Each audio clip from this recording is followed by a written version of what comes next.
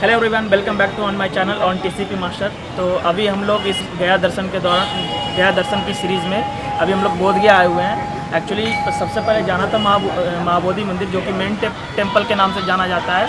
लेकिन अभी हम लोग सबसे पहले 80 फीट आए हैं, क्योंकि हम लोग इस तरह से कवर करने की कोशिश कर रहे हैं कि महाबोधि मंदिर में शाम के वक्त लाइटिंग का थोड़ा अच्छा खासा खूबसूरती उसकी ज़्यादा होती है। इसलिए अभी हम लोग पहले लोकल जो आसपास के जो मंदिर है उसको कवर कर लेते हैं, और फिर उसके बाद फिर हम लोग महाबोधि मंदिर के लिए जाएंगे। तो आइए शुरू करते हैं। यहाँ से सबसे पहला दर्शन, इस मंदिर को 80 फीट के नाम से जाना जाता है। हम लोग बचपन से कहते आ रहे हैं। आज हमारे साथ और भी लोग आए हुए हैं, जैसे एक तो किसी हुआ और एक मेरे भाई साहब लोग, फिर और भी लोग हैं, गोलू, ये सागर भैया और एक खुद मिंटू भैया हैं जो कि रिकॉर्डिंग कर रहे हैं। और हम कहाँ हैं? और ये हमारा इशू। तो आगे चलते हैं, इस बोध गया के दर्शन में और भी कुछ देखने को मिलता है।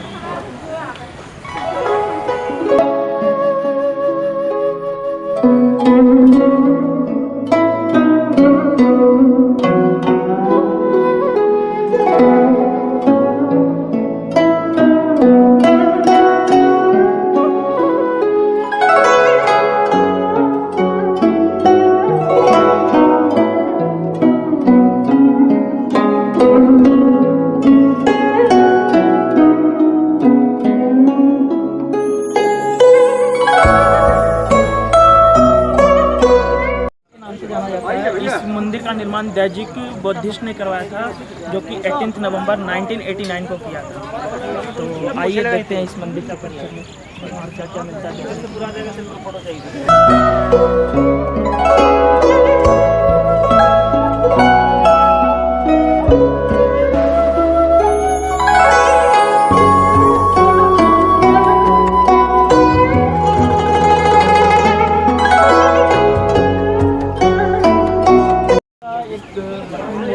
इसमें सब लोग पहले ऐसे मान्यता थी कि जो भी उसमें कुछ लोग लिखते थे तो वो विश पूरा होता था। हालांकि कुछ लोग इसमें गंदगी करने लगे, इसलिए फिलहाल इसे बंद कर दिया गया। तो अभी ये बंद है।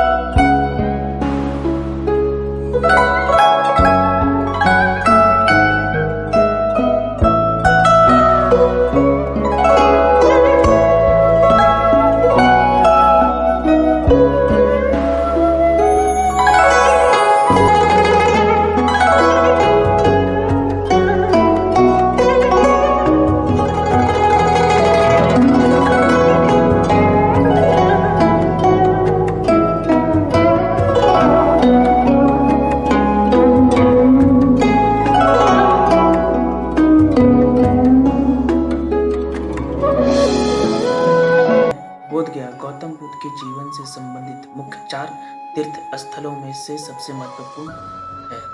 अन्य 3 कुशीनगर, लुम्बिनी और सारनाथ। बोध गया भारतीय राज्य बिहार में गया जिले में महाबोधि मंदिर परिसर से जुड़ा एक प्रसिद्ध धार्मिक स्थल और तीर्थ स्थान है।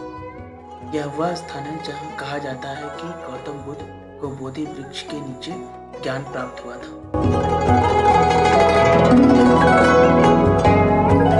प्राचीन काल से बोध गया हिंदुओं और बौद्धों दोनों के लिए तीर्थ यात्रा और पूजा का केंद्र रहा है।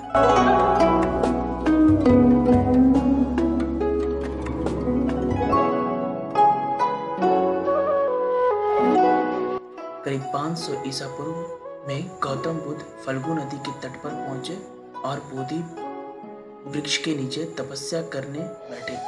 3 दिन और रात की तपस्या के बाद उन्हें ज्ञान की प्राप्ति हुई, जिसके बाद से वे बुद्ध के नाम से जाने गए। इसके बाद उन्हें वहां 7 हफ्ते लगे अलग अलग जगहों पर ध्यान करते हुए बिताया और फिर सारनाथ जाकर धर्म का प्रचार शुरू किया।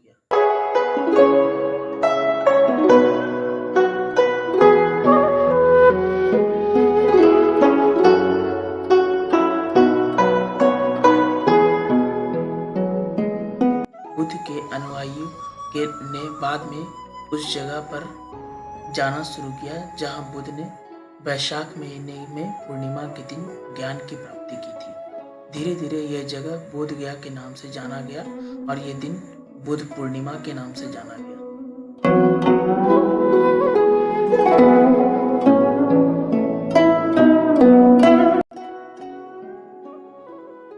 बुद्ध के ज्ञान की यह भूमि आज बौद्धों के सबसे बड़े तीर्थ स्थलों के रूप में प्रसिद्ध है। आज विश्व के हर धर्म के लोग यहाँ घूमने आते हैं। पक्षियों की चहचहाहट के बीच बुद्धम शरणम गच्छामि की हल्की ध्वनि अनोखी शांति प्रदान करती है।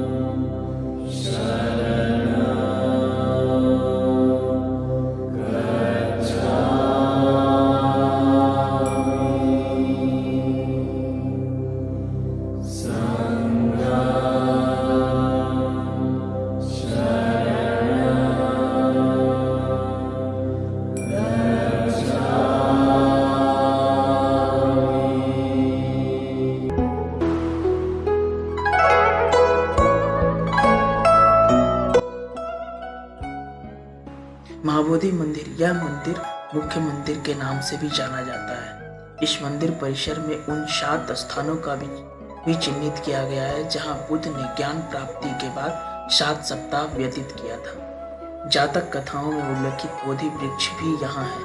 यह एक विशाल पीपल का वृक्ष है जो मुख्य मंदिर के पीछे स्थित है। कहा जाता है कि बुद्ध को भी इसी वृक्ष के नीचे ज्ञान प्राप्त हुआ था। वर्तमान में जो बोधि वृक्ष वह उस बोधि वृक्ष की 5वीं पीढ़ी है। मंदिर समूह में सुबह के समय घंटों के आवाज मन को एक अजीब सी शांति प्रदान करती है।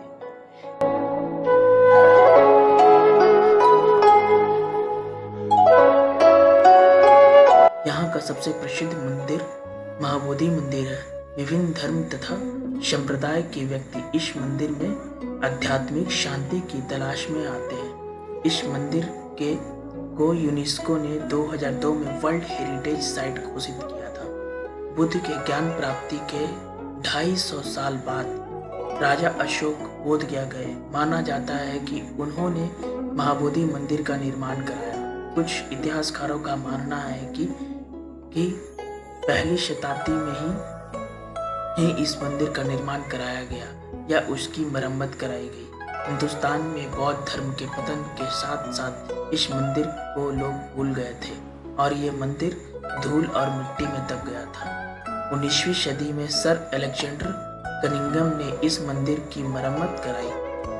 1863 में उन्होंने इस जगह की खुदाई की और काफी मरम्मत के बाद बोध गया को अपने पुराने शानदार अवस्था में लाया गया। बोध गया घूमने के लिए 2 दिन का समय पर्याप्त है। बोध गया के पास ही एक शहर है गया। यहाँ भी कुछ पवित्र मंदिर है जिन्हें जरूर देखना चाहिए। इन दोनों गया को देखने के लिए कम से कम एक दिन का समय देना चाहिए। बोध गया घूमने का सबसे बढ़िया समय बुद्ध जयंती जो कि अप्रैल मई महीने में है, जिसे राजकुमार सिद्धार्थ के जन्म दिवस के रूप में मनाया जाता है। इस दौरान महाबोधि मंदिर को हजारों कैंडलों की सहायता से सजाया जाता है। यह दृश्य देखना अपने आप में ही अनोखा अनुभव होता है।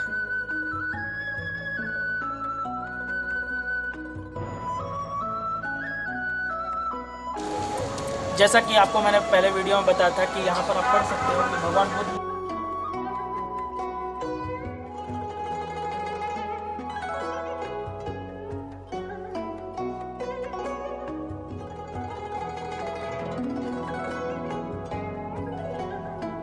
में बैठे हुए हैं और नाग देवता उनको बचाव में रक्षा कर रहे हैं। एक्चुअली इस तालाब में हर तरह की मछली है, कुछ सांप भी है, और जिसके कारण इसमें ये बैरिकेडिंग लगाया हुआ है, आप देख सकते हो।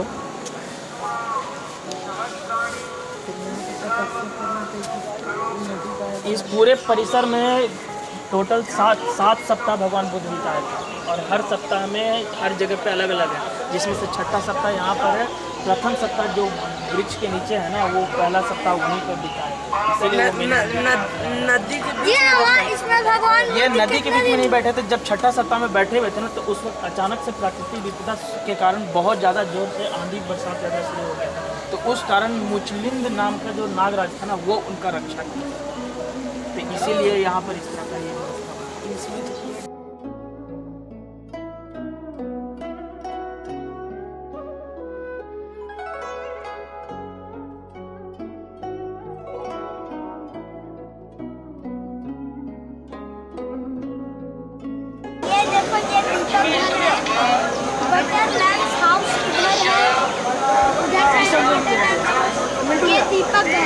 बोध गया के आसपास के दर्शनीय स्थल जैसे राजगीर, बोध गया आने वाले को राजगीर भी जरूर घूमना चाहिए। यहाँ का विश्व शांति स्तूप देखने में काफी आकर्षक है। यह स्तूप गिरधर ऊंट पहाड़ी पर बना हुआ है। इस पर जाने के लिए रोपवे बना हुआ है, जिसका शुल्क 80 रुपये है। इसे आप सुबह 8 बजे से दोपहर 1 बजे तक देख सकते हैं। इसके बाद इसे दोपहर 2 बजे से शाम 5 बजे तक देखा जा सकता है। शांति स्तूप के निकट ही वेणुवन है। कहा जाता है कि बुद्ध एक बार यहाँ आए थे। इसके अतिरिक्त नालंदा, यह स्थान राजगीर से 13 किलोमीटर की दूरी पर स्थित है। प्राचीन काल में यहाँ विश्व प्रसिद्ध नालंदा विश्वविद्यालय स्थापित था।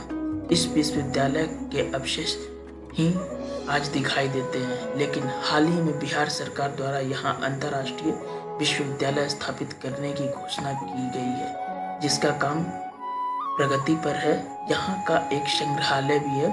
इसी संग्रहालय में यहाँ की खुदाई से प्राप्त वस्तुओं को रखा गया है। नालंदा से केवल 5 किलोमीटर की दूरी पर प्रसिद्ध जैन तीर्थ स्थल पावापुरी स्थित है। यह स्थल भगवान महावीर को से संबंधित है। यहाँ महावीर की एक भव्य मंदिर है। नालंदा राजगीर आने पर इसे जरूर घूमना चाहिए।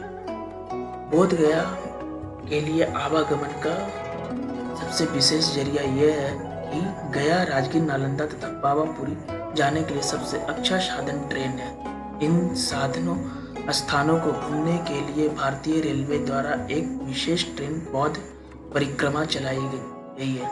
यहाँ आने के लिए अन्य मार्ग जैसे हवाई, रेल और सड़क मार्ग है। हवाई मार्ग के लिए सबसे नज़दीकी हवाई अड्डा गया इंडियन, जो कि गया से कोलकाता और बैंकॉक के साप्ताहिक उड़ान संचालित करती है। जिस यहाँ से बोध गया के लिए टैक्सी शुल्क 200 से 250 रुपये के लगभग है। नज़दीकी रेलवे स्टेशन गया जंक्शन है। गया जंक्शन से बोध गया जाने के लिए टैक्सी मात्र 200 से 300 रुपये तक मिल जाती है। सड़क मार्ग के लिए यहाँ से गया, पटना, नालंदा, राजगीर, वाराणसी तथा कोलकाता से बोध गया के लिए बसें चलती है। ये बोध गया का दर्शन हो चुका है। अब हम लोग यहाँ से अब वापस घर के लिए जा रहे हैं, तो प्लीज़ मेरे चैनल को लाइक, शेयर, सब्सक्राइब करो। Please everyone please subscribe my channel, subscribe my channel TCP master, subscribe करें। Thank you.